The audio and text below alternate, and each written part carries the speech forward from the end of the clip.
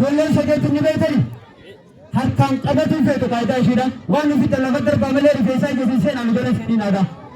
ni gala akka isheen jechaa akka jiran waan ta'eef egaa ijoollee tokko barsiisura waan fidaniif sani akkuma akka gammadanii beekna waan ta'eef itti roobsaa fidaadha moo lafa naqaafu qaadaa keessan ni beektan isinii akkasime kanaaf mataa jala seentanii rifeensi ijoolleen seena waan ta'eef guyyaan dhalata.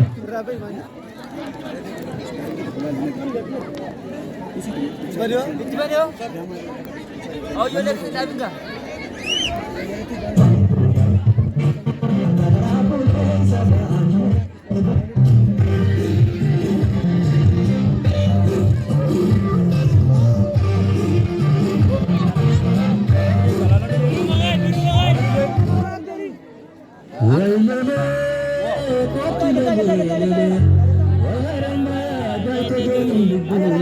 kamera durane ma tulche kadalagan kamme